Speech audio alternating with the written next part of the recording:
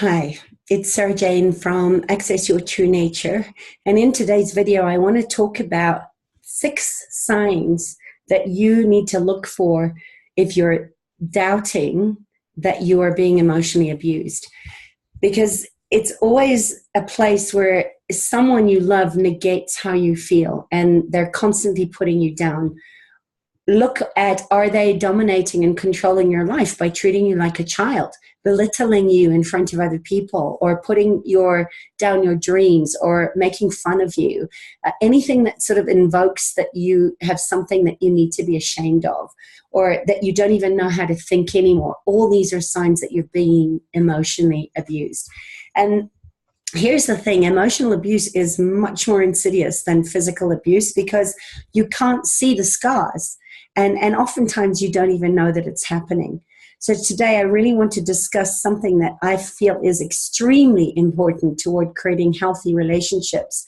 And that it's easy to spot emotional abuse if you know these 5 signs, because emotional abuse is something that not many people are familiar with, or they find that there's shame in it, that somehow they're weak or intrinsically flawed or too broken to fix, so they're not talking about it. And I really want to open up this conversation so that you can be aware of how you are and what is going on in an emotionally abusive relationship. So learning how to spot this type of abuse and the signs of emotional abuse are essential toward healing from a past abusive relationship, or perhaps one that you're in, so that you are insured or assured that you can trust that you are not going to continue this pattern of abuse that often comes from childhood. So in my work, I always look at root cause resolution, because if you're band-aiding and you're doing a lot of stuff on the surface and you are still being attracted to men that abuse you, or a boss that demeans you, you can change this by stopping the cycle and getting to the root of when you formed this belief that you were never enough and gave your power away to people that are very predatory in this. They look for people's weaknesses. And this is the thing, that mental scars can't be seen by the visible eye. So it's a place where so many people are constantly in the cycle of abuse and are being bullied because they doubt their own truth. And emotional bullies, narcissists, are created by their environment. I say this all the time. You are the gun and the environment is the trigger. So in early childhood, if you were hurt by your primary caregivers, if they were emotional bullies, if they were constantly demeaning you and putting you down and shaming you or saying you're stupid, and making you really doubt that you have any kind of personal empowerment, this can be stopped, okay? You just have to believe that you're enough. And if you learned this growing up from your primary caregivers, just enough to believe that this is normal, that this is how life is, I want you to know that it's not true. People that display manipulative tendencies are people that are seeking to control you because they don't feel good about themselves, or they have this subconscious program running that was the normal in their life, that this is just how you treat people.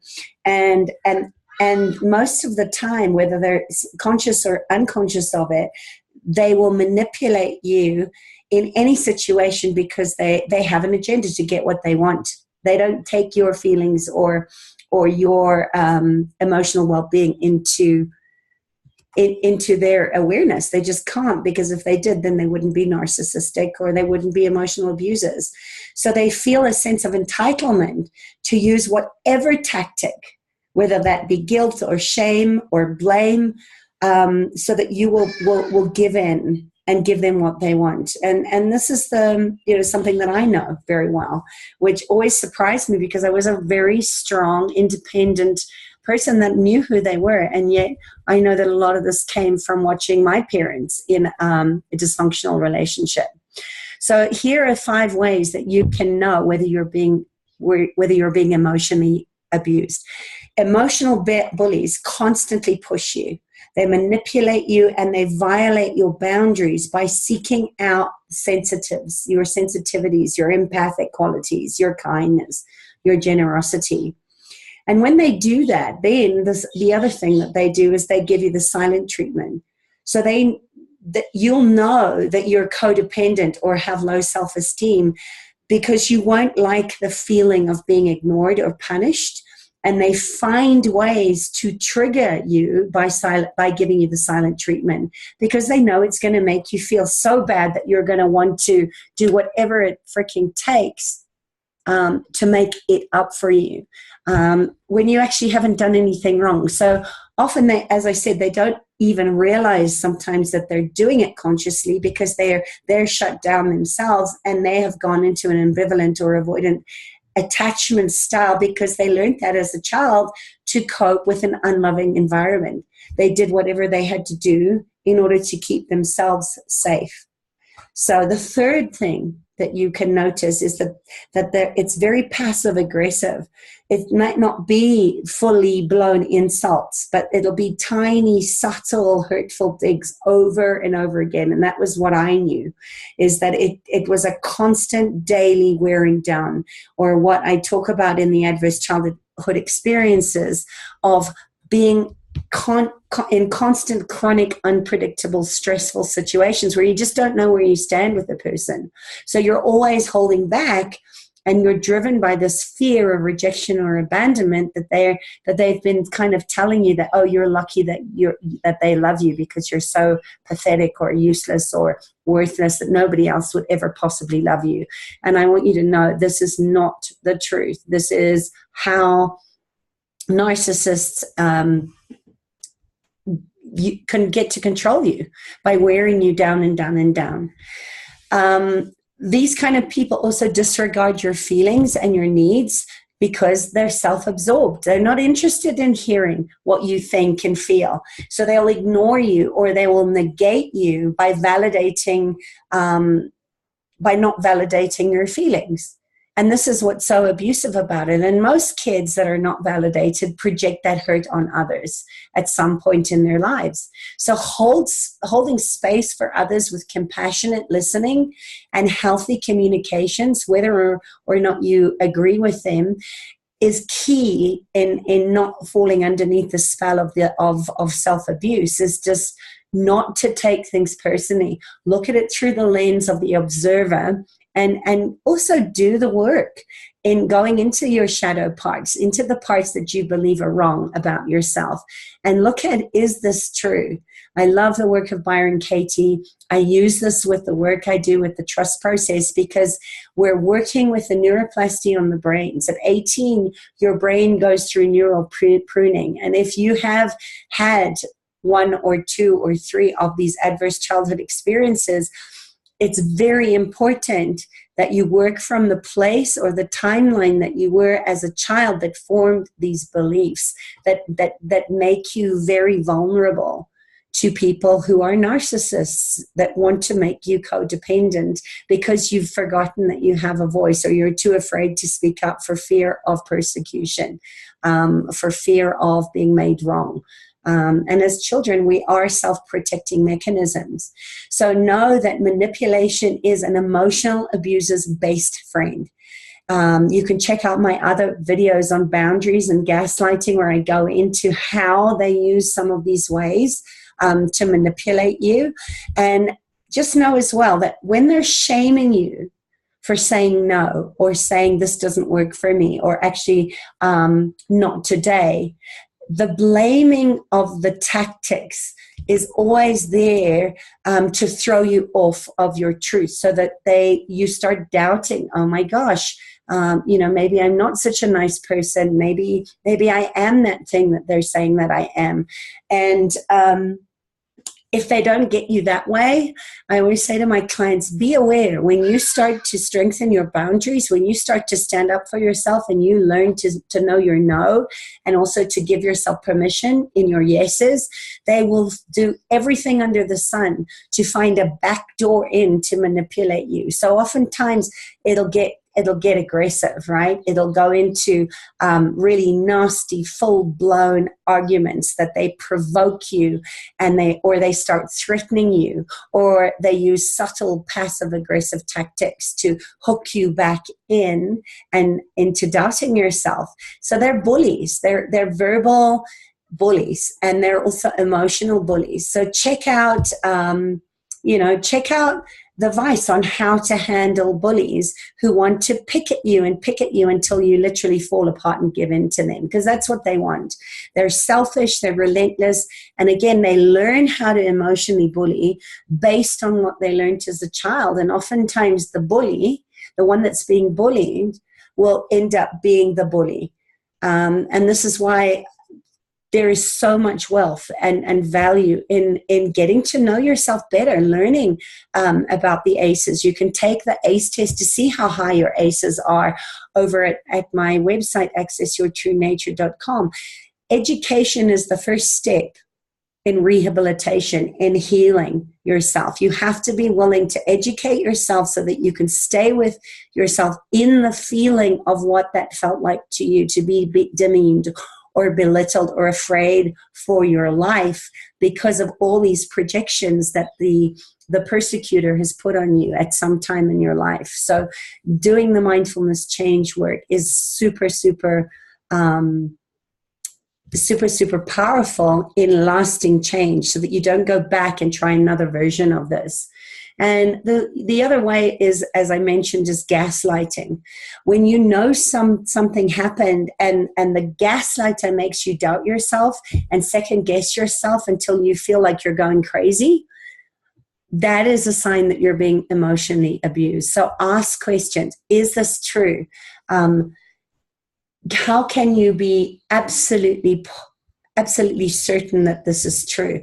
Trust yourself and know it's not you.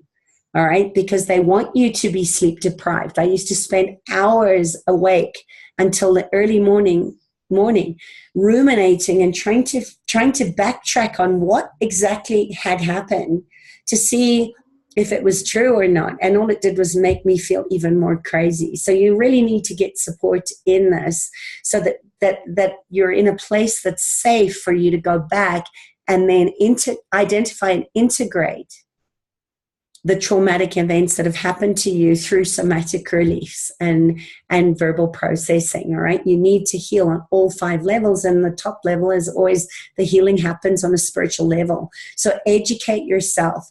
Learning about manipulation is a huge step toward protecting yourself from abusers. Grow conscious children by teaching them healthy boundaries, how to love themselves and stand up for what they know, regardless of what that is. This is how we build emotional resilience and confidence in our young people. So keep watching to learn not only how to spot a manipulative person, but also to stop the manipulation from continuing to happen.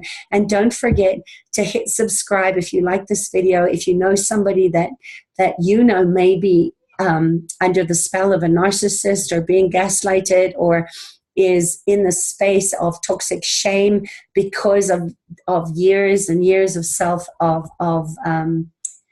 being abused emotionally or mentally, be the person that can hold the space for fertile listening without trying to think you have to fix anything. Sometimes the one thing that changes everything is just being able to speak it out loud and process it verbally in the company of someone that can hold that space for you without thinking that they have to step in and fix everything, right? You're not broken. There's nothing to fix. So today, as I said, we've talked about the 5 signs of emotional abuse. Degradation. This is where someone's putting you down all the time, or they're making jokes at your expense. And this can make you second guess your own feelings and experience. The second one is they're controlling or dominating. So do you have to plan your whole day around what they think is okay? Do they control your money or your time? Do they tell you who you can be with and who you can't be with? Many times people will struggle to think on their own if this has been going on for a long time. They're always looking outside of themselves before they give themselves permission to move. So they're completely powerless to actually trust their own intuitive gut knowing. Third thing, they're accusing or they're blaming. Nothing is ever their fault, right? They're always projecting it as somebody else has done it. They don't take any accountability for the part that they're playing in the relationship. So if they're blaming any issues that they have on anyone else in their life, that is a clear sign. That's a red flag. Are they super sensitive to any kind of personal criticism where they'll turn it back at you? One of my favorite ones, which I learned to not take personally, was whenever my husband was triggered, he'd say, "Oh, you're just like my Gemini partner. You manipulate, you twist everything around." And there's all this projection which makes you start to doubt whether you actually are a nasty, manipulative person, which is never the case. They're just not willing to take any accountability in what's going on in their lives. So they play the victim role very, very well. The fourth one is neglect. As I said, this is the adverse childhood experiences. I'll post the link below. Take the ACE test. Get yourself educated. When you take that test of mine, you're going to get an incredible quick start guide to how you can actually start to empower yourself and take responsibility for the parts of you that are wounded or are still stuck in the timeline of the child that you were at the point where this happened. Remember, you're the gun, the environment is the trigger. So we want to change this so that your biology doesn't become your biography. You are not your story, okay?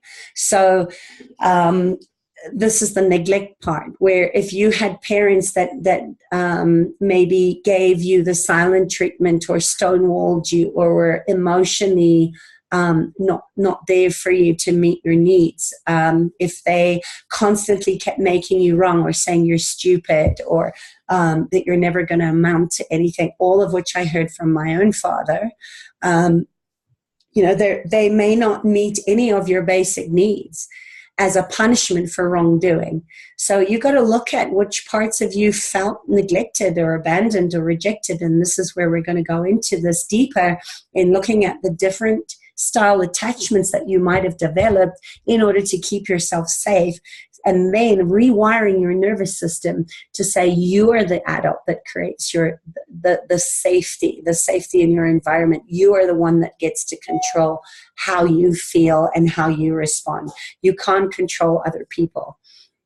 And then, of course, the fifth one was this codependence or entanglement, where we're enmeshed in this other person's world, where we give ourselves up in order to not be abandoned or rejected. And this is when someone sees you as an extension of themselves.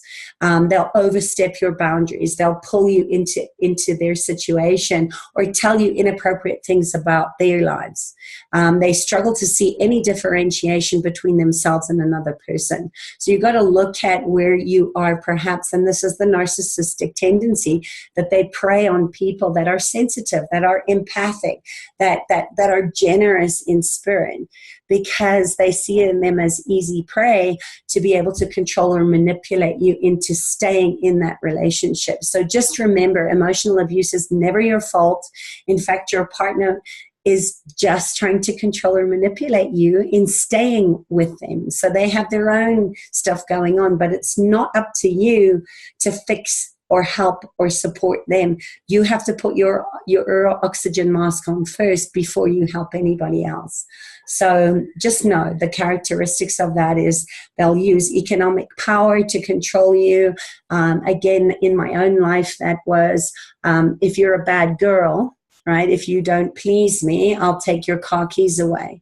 Go get your own car if you want to go and work. So they'll withhold financial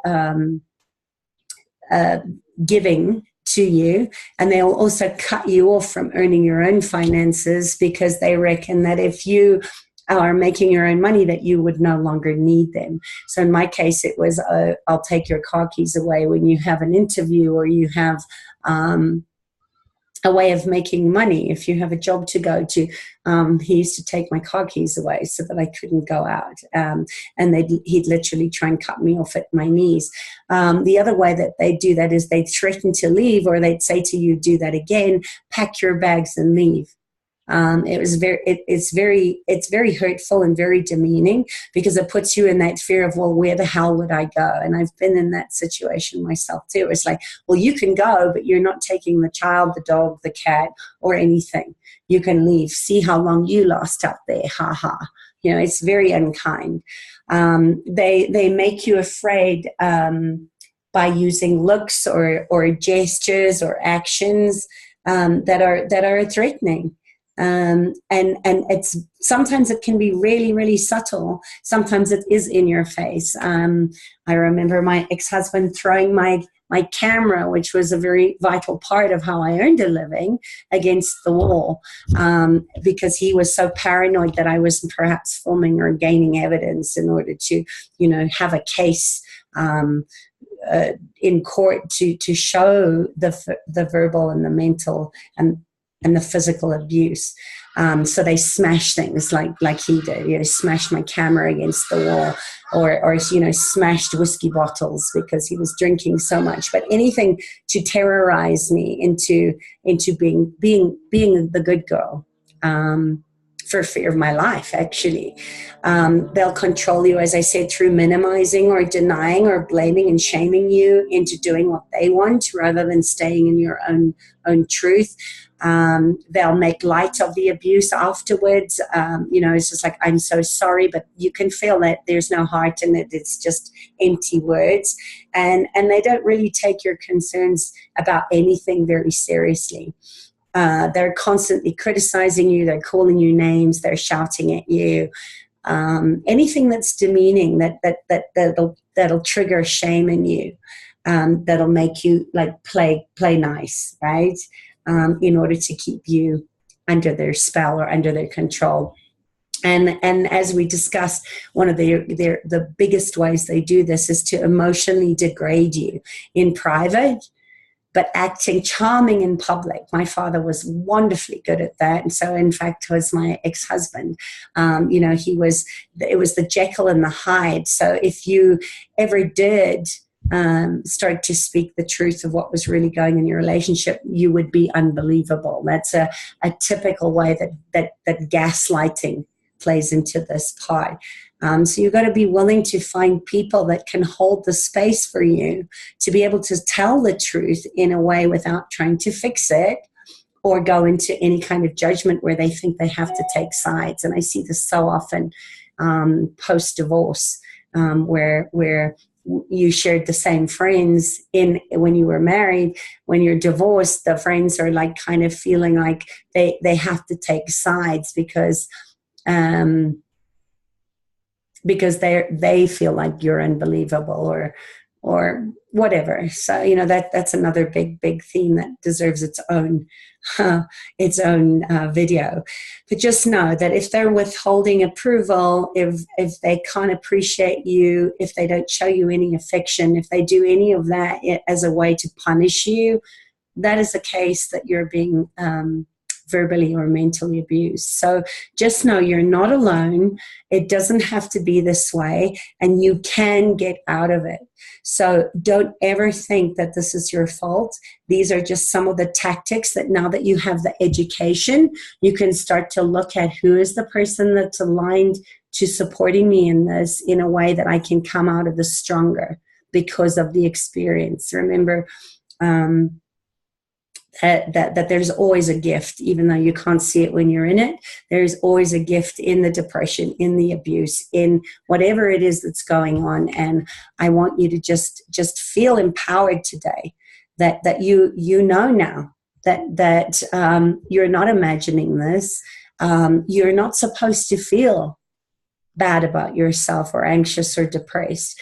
These are the signs that you're being emotionally abused. So please get support. As I said, if you know somebody that you know might benefit from listening to this, please like it, share it, subscribe to my channel. And over the next couple of weeks, I'll be going deeper into the various aspects of how to reclaim, right? Find your blind spots. See the places where you've been lying to yourself or trying to make the lies true in order to validate that you're worthy. You are worthy just by being you. And I don't want you to let anybody ever make you think otherwise. All right. Lots of love. Bye.